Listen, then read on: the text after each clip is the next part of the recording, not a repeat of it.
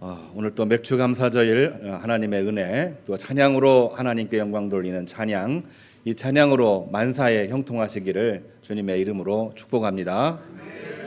네, 오늘은 맥주감사 주일인데요. 말씀의 제목을 너희가 진리를 알지니 진리가 너희를 자유케 하리라.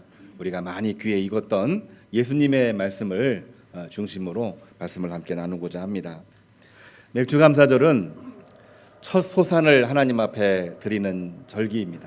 뿐만이 아니라 오늘날 현대에 이르러서는 7월 달에 맥주절을 드리기 때문에 지난 6개월 동안의 은혜를 감사하면서 드리는 그러한 절기가 되었습니다. 신명기 16장 9절로 10절 또 11절에서 12절의 말씀을 보면은 6월절 후에 7주 동안 후에 드린다 해서 77절이라고도 표현을 했습니다. 또한 그때 나오는 이 소출이 보리 수출이었기 때문에 맥주절이라고 표현을 했습니다. 뿐만이 아니라 첫 번째 소출이기 때문에 초실절이라고도 표현을 했습니다. 49일이 지나고 그 다음날 드리기 때문에 오순절이라고도 표현을 하기도 했습니다. 맥주절, 초실절, 칠칠절, 오순절, 사실은 그 범위 안에서 하나님 앞에 맨 처음의 것을 드리는 절기였습니다. 맨 처음의 것을 드린다고 하는 것은 가장 소중한 것을 드리는 것이고, 그 소중한 것을 가지고 주님 다시 오시는 그날까지 믿음으로 살겠다 결단하는 그러한 절기가 바로 맥주절이 되는 것입니다. 16장 11절로 12절을 보게 되면은 예물을 드릴 때 이렇게 드리라 말씀이 있어요. 예물을 드리되 내 힘을 다해서 자원하여 드리라.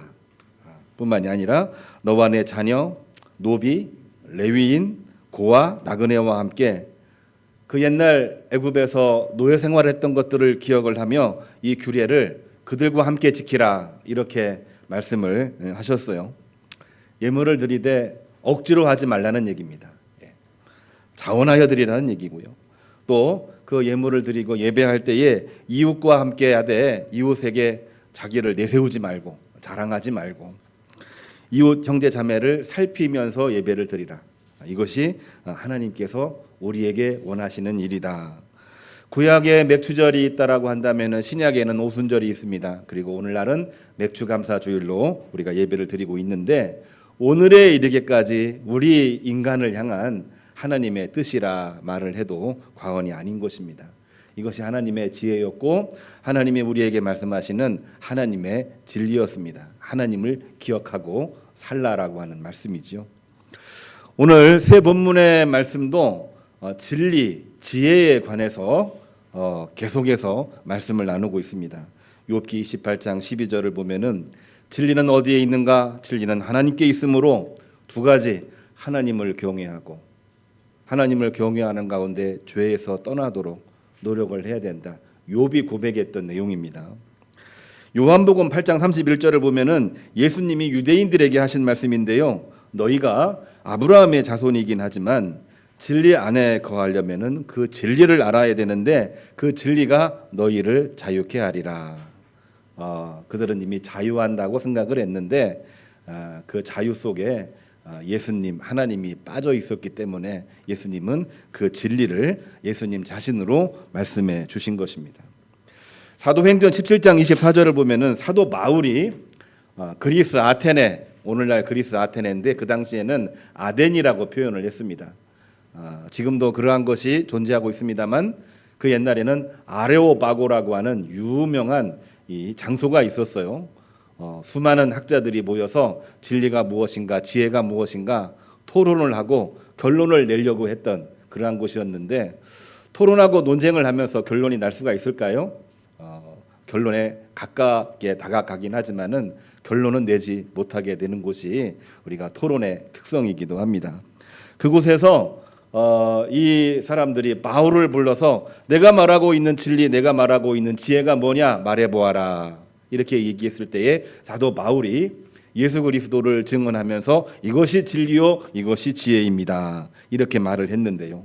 그곳에 모인 사람들이 누구였냐면은 쾌락주의자로 알려지고 있던 에피쿠루스 학파들이 모였습니다. 뿐만 아니라 범신론자이기도 하고 자유주의자이기도 했던 스토아 철학자들. 스토아 철학은 워낙 역사가 깊기 때문에 시대별로 이 트렌드가 약간 달라가지고 한마디로 정리하기가 쉽지는 않습니다만은, 제가 범신론자고 자유주의자라고 표현했던 것은 예수님이, 아니 사도 바울이 그들에게 말했던 내용이기도 해요.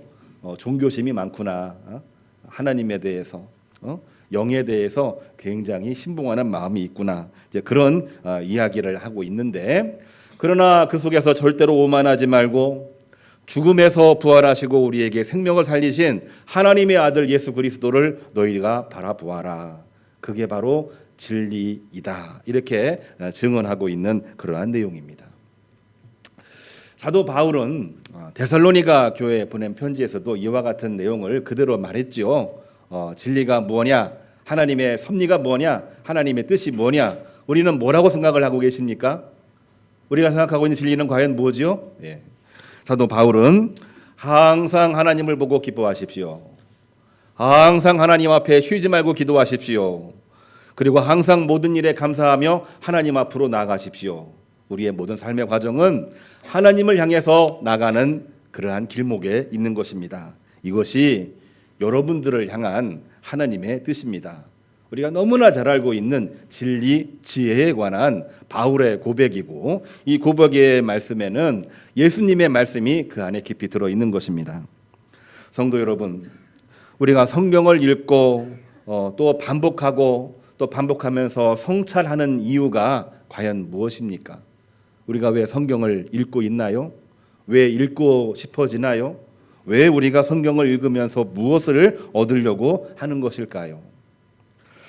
단순히 나 자신의 특정한 신념을 확인하기 위해서 맞는가 맞지 않는가 이거 살펴보려고 성경을 보는 것은 결코 아닐 겁니다. 이런 문제가 있는데 성경은 무슨 얘기를 하고 있나, 그거를 확인하려고 보는 사람 물론 없다고 할 수가 있지만은 그것이 전부인 것은 아니지요. 우리가 성경을 반복해서 성찰하는 이유는 우리의 믿음이 과연 하나님의 뜻과 하나님의 섭리에 얼마만큼 맞춰져 있는가, 그 길을 향해서 얼마만큼 나는 믿음으로 나가려고 하고 있는가, 그거를 우리가 확인하고 우리의 방향을 정하기 위해서 우리는 성경을 보고 있는 것입니다. 우리가 욥기를 보면은 욥기에서 욥과 욥의 친구들이 이야기하는, 좀 정확하게 말하면 토론을 하는, 서로 공격하고 또 반박하고 좀 약간 싸움을 하는 그런 내용들을 보게 되는데, 욥기를 읽으면서 가장 어려운 것 중에 하나는 뭐냐면은요, 대체 진리가 뭐냐 이겁니다. 욥의 말을 들어보면은 욥의 말이 거의 다 맞는 말처럼 들리는데, 욥을 비판하고 있는 욥의 친구 3명의 말을 들어보게 되면 그들의 말도 하나도 틀린 것이 없습니다. 다 맞는 얘기거든요. 야, 이거 대체 뭐가 진리이지? 뭐가 하나님의 지혜이지? 우리가 고민스러운데, 우리는 욥기를 읽으면서 마지막 결론을 알고 있습니다. 하나님은 욥에게 내가 참 옳도다, 욥의 친구들에게는 내가 욥에 대해서 결코 옳지 않다, 그렇게 결론을 맺어 주셨어요. 우리 사람의 눈으로, 사람의 생각으로, 사람의 철학으로, 사람의 판단으로, 사람의 상식으로 볼 때에는 분간을 하지 못합니다. 그런데 하나님은 맨 마지막에 결론을 내주셨는데, 결론을 내주시게 된 가장 근본적인, 가장 궁극적인, 가장 결정적인 스모킹건이 뭔 줄 아십니까? 우리가 눈여겨봐야 되는 그러한 대목인데요, 바로 이런 문제입니다. 욥의 친구 빌닷이 욥을 비판하고 정죄할 때에 어떤 마음으로 했느냐? 다 옳은 얘기를 했습니다마는 자기 신념의 근거에서 욥을 비판하고 비난했다라고 하는 것입니다. 근데 거기에 대해서 답변을 하고 있는 욥은 어떤 모양이냐면요, 아내에게서는 저주를 받았죠. 또한 고난을 당했는데, 육신의 문제까지 따지면은 육신의 고통, 이 삼중 고통에 아주 어려움을 겪고 있던 욥은 그러한 중에도 하나님의 지혜를 구합니다. 하나님의 존재를 부정하거나 또 하나님은 어디 계시느냐 하면서 불평하거나 그런 내용보다는 하나님의 지혜를 찾으려고 막 몸부림을 치고 있는 모습이 1장부터 39장까지 반복적으로 3번이나 나오고 있는 것이거든요. 말을 들어보면은 맞는 것 같고 정반대 말도 맞는 것 같고 우리 머릿속에서는 참 진리를 찾기가 어려운데 하나님은 분명하게 정해 주셨어요. 과연 뭐가 진리이고 뭐가 지혜일까요? 자기 신념으로 무언가를 확인하려고 하는 사람은 절대로 지혜를 찾을 수가 없습니다. 진리가 뭔지 정확하게 알 수가 없지만 진리는 하나님께 있다라고 하면서 기다리고 견디어내고 바라고 기도하고 부르짖는 사람에게 진리가 존재하게 되는 것입니다. 여러분, 우리가 말씀을 들었던 것 중에 우리 귀에 익은 말씀 한 가지가 있거든요. 내 시작은 미약하나 내 나중은 창대하리라. 듣기만 해도 은혜스러운 말씀 아닙니까? 너의 시작은 지금 미미해. 그러나 앞으로 너의 나중은 하나님이 복을 주셔서 창대하고 형통하게 될 것이다. 이 말을 듣고 기쁨을 느끼지 않는 사람이 누가 있겠습니까? 축복의 말인데요. 그렇죠? 이 말씀만 딱 따가지고 오면 그 말씀은 너무나도 축복의 말씀이 되는 것인데요. 욥기 8장 7절 전후를 보게 되면은 거기에 이 말씀이 들어있는데 이 말씀의 전후 맥락을 살펴보게 되면은 결코 그런 의미가 들어있지를 않습니다. 누가 누구에게 하는 말이냐면요, 욥의 친구 빌닷이 욥에게 하는 말이에요. 내가 지금 고통, 고난을 당하고 있는 이 모든 것들은 다 죄를 지었기 때문에 당하는 것이다. 인과응보, 권선징악인데 내가 왜 내 죄를 숨기고 있느냐? 그런 얘기들을 계속해서 반복을 하다가 욥, 너 지금은 여러 가지로 힘들고 어렵고 고통스럽긴 하지만 내가 내 죄를 고백하고 돌아오기만 하면 내 나중은 창대할 거야 라고 이야기를 하면서 욥이 고통받고 있는 그 현실을 조롱하고 있는 표현이 사실은 이 말씀의 표현의 내용이 되는 겁니다. 겉으로 볼 때는 칭찬이고 축복처럼 보이지만 그 안을 깊숙이 들여다보면은 축복과 사랑이 아니라 저주와 조롱이 그 안에 들어있는 것을 우리는 보게 되는 거죠. 그렇다고 이 말씀이 잘못됐다라고 말하지는 않습니다. 우리가 어디를 가든지 여러분 우리는 다 미미합니다. 그러나 하나님을 믿는 믿음으로 창대하게 될 것입니다. 이 말씀은 우리가 늘 쓰고 있는 말씀인데요. 그러나 말씀의 맥락을 보게 되면은 결코 이 말은 욥을 정죄하는 과정 속에서 나온 말이라고 하는 것. 우리가 진리가 무엇입니까? 라고 질문을 해볼 때에 이 말씀이 진리입니까? 진리가 아닙니까? 답하기가 참 어려운 거지요. 그렇습니다.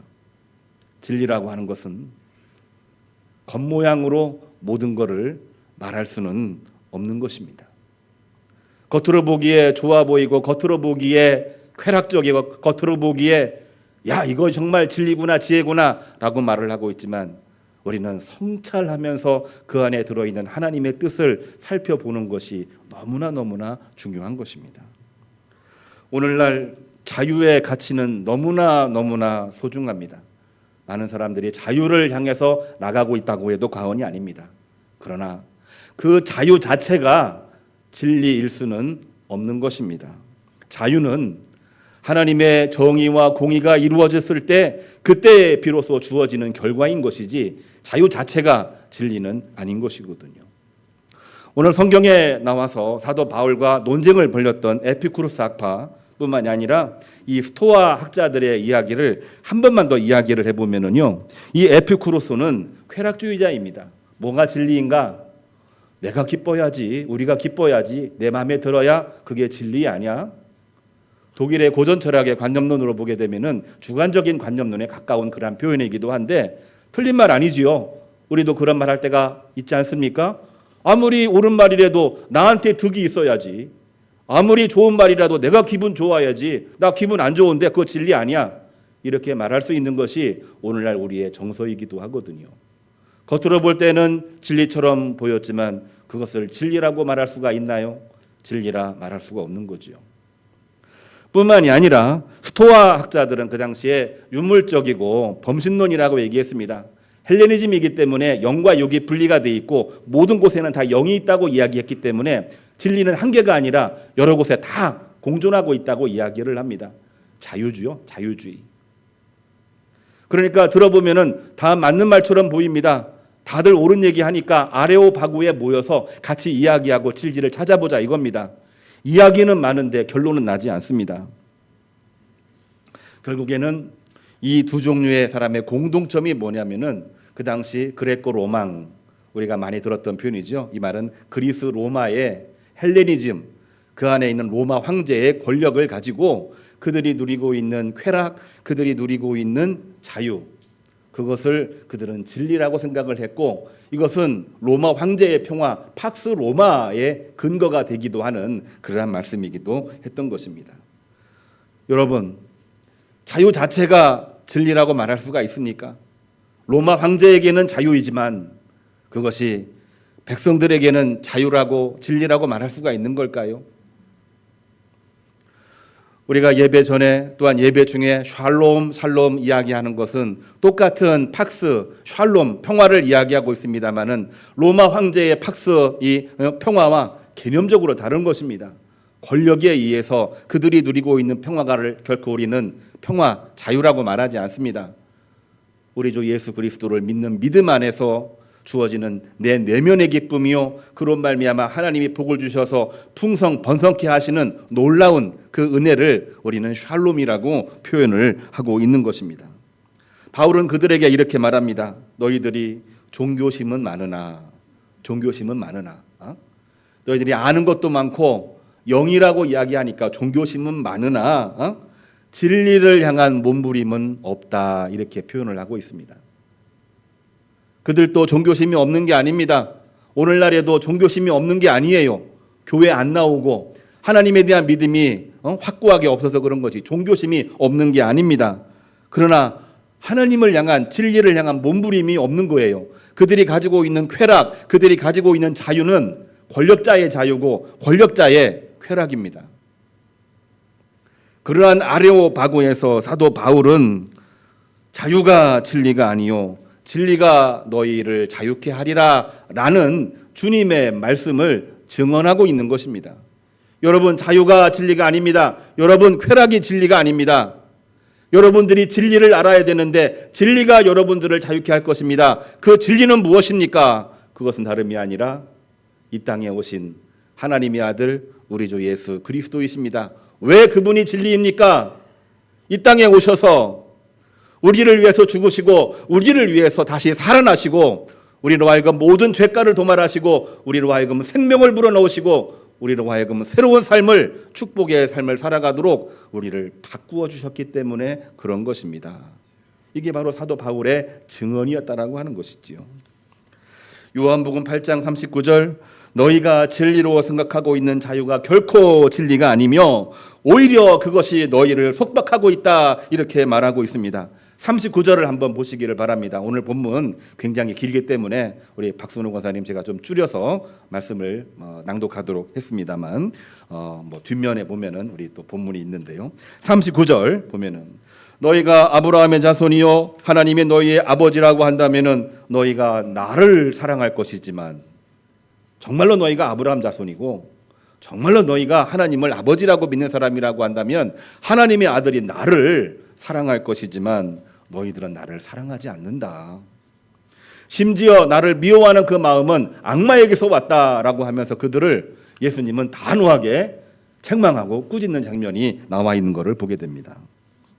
오늘날도 그렇습니다. 우리가 신앙생활하고 있으면서 하나님을 우리의 아버지 예수 그리스도를 나의 구세주, 지금도 나와 함께 하시는 하나님 성령님을 우리 마음속에 모시고 살고 있는데 우리는 진리를 향한 몸부림에 열중하고 그 믿음을 가지고 기도하고 그 기도한 다음에 한 걸음 한 걸음 나가는 일에 우리가 열심을 내는 것이 아니라 무조건 이야기 나오면은 내가 옳다, 너가 틀리다. 정치를 봐도 그렇고 사람들 생활하는 문화 생활을 봐도 그렇고 나는 맞고 너는 틀리다. 나는 틀리지 않네. 너는 더 틀리다. 서로 피장파장이니까 우리 진리에 대해서 얘기하지 말자. 오늘날 이러한 분위기가 일상생활이 돼버렸고 심지어 이런 문화는 교회 내부로도 들어오기 시작을 하고 있다라고 하는 것입니다. 그렇습니다. 우리가 하나님을 아버지라고 고백함에도 불구하고 악마의 욕망을 따를 때가 얼마나 많이 있는지 우리는 성경을 보면서 다시 한번 확인하고 우리 자신을 바라볼 필요가 있는 거지요. 오늘날에도 쾌락에 집착하고 있는 에피쿠로스가 얼마나 많은지 우리는 봐야 됩니다. 자유를 도그마화해서 하고 있는 스토아들이 우리 얼마나 많은지 우리 봐야 됩니다. 전통과 특권, 바리새주의, 율법주의지요. 이것을 진리로 여기고 있는 바리새주의가 우리 주변에, 아니 내 마음속에 얼마나 많은지 우리는 꼭 볼 필요가 있습니다.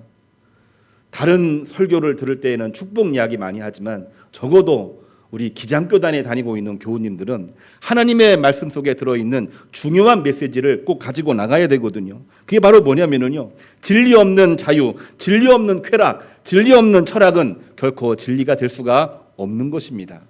왜? 그 진리는 예수님이기 때문에 그렇습니다. 예수님이 왜 진리입니까? 하나님이 우리를 사랑하시고 우리를 살리시기 위해서 아들을 희생하고 아들을 다시 살리셔서 우리들에게 새 생명을 주셨기 때문입니다. 눈에 앞에 보이는 진리가 진리처럼 보인다고 할지라도 그거는 일시적인 진리에 불과합니다. 결국에는 주님을 향해서 나가는데 언제 그 진리가 이루어지느냐? 하나님에게 다다랐을 때에 우리가 진리를 얻게 되는 것입니다. 진리 없는 자유는 생명이 없고 생명이 없이는 구원이 없습니다. 예수님은 그랬기 때문에 너희가 아는 것이 많으나 너희가 분명히 알아야 될 것이 있다. 너희가 진리를 알지니 진리가 너희를 자유케 하리라. 아멘. 그 말씀이 우리들에게 오늘 가져가야 될 말씀으로 각인되시기를 간절히 바랍니다. 진리가 무엇인가요? 그것은요, 이 땅에 아무리 힘든 일이 있고 복잡한 일이 있고 그리고 사람들이 다 실수하고 잘못을 한다고 할지라도 나는 하나님 바라보고 살아가고 하나님을 사랑하는 마음을 간직한 채 오늘을 살아가는 겁니다. 세상 시류에 빠져서 남 탓하고 세상의 시류에 빠져서 무능하게 보내고 하는 것이 아니고 내가 어떤 상황이 있다고 할지라도 하나님을 사랑하는 그 진리를 가슴에 안고 살아가는 것입니다. 그렇게 살아가는 사람은 모든 죄에서 떠나게 되는 것입니다. 죄에서 떠나려고 몸부림을 치는 것입니다. 그것이 죽으시고 부활하신 생명의 예수님이셨고 예수님께서 우리에게 말씀하신 내용이고 그랬기 때문에 예수님은 내가 곧 길이요 진리요 생명이다 말씀을 하신 것입니다. 우리는 이 땅을 살아가는데 어떻게 살아가고 있습니까? 문명이 고도화된 사회 속에서 편안하게 살고 있습니까? 육신은 편할런지 몰라도 마음은 그렇게 많이 편하지 못하리라고 생각이 됩니다. 근심 걱정도 너무나도 많이 있는 그러한 때입니다. 이러한 때에 우리 마음을 우리가 주님의 이름으로 무장하고 이 악한 영들과 싸워서 몸부림을 치고 주님을 향해 힘차게 나아가시기를 주님의 이름으로 축복합니다. 우리의 힘으로 싸워서 이길 수 없습니다. 주님의 이름으로 싸워야 이길 수 있습니다. 주님의 이름으로 싸울 때 하늘의 복이 있고 땅의 복이 있습니다. 빼앗기지 않습니다. 그리고 번성하게 되어져 있습니다. 어려울 때 힘들 때마다 이스라엘 백성들은 맥추절에 이거를 확인을 했어요. 광야 생활 지나고 맨 마지막에 맥추절을 지냅시다. 포로 생활이 끝나고 돌아와서도 우리가 지난날의 일들을 생각하면서 첫 소출을 드리면서 하나님 앞에 우리 하나님에 대한 믿음을 가지고 살아갑시다. 오순절 성령 강림 사건도 마찬가지입니다. 우리가 그토록 힘든 시간 보냈지만은 하나님 앞에 영광 들고 예배할 때에 성령으로 충만해서 120명의 성도들이 성령으로 충만하여 교회를 이루고 하나님 앞에 영광 돌리는 삶을 살아가면서 초대교회가 부흥이 되게 된 것입니다. 오늘 또 이 말씀 너희가 진리를 알지니 진리가 너희를 자유케 하리라. 그 진리는 바로 길이요 진리요 생명이신 예수님이십니다. 진리가 여러분들을 자유케 합니다. 진리가 우리들을 풍성케 합니다. 진리가 우리를 하나님의 지혜로 이끌게 만들어 주시는 것입니다. 이러한 마음을 가지고 오늘 파송 찬양 나의 힘이 되신 여호와여 이 찬양 함께 부르겠습니다.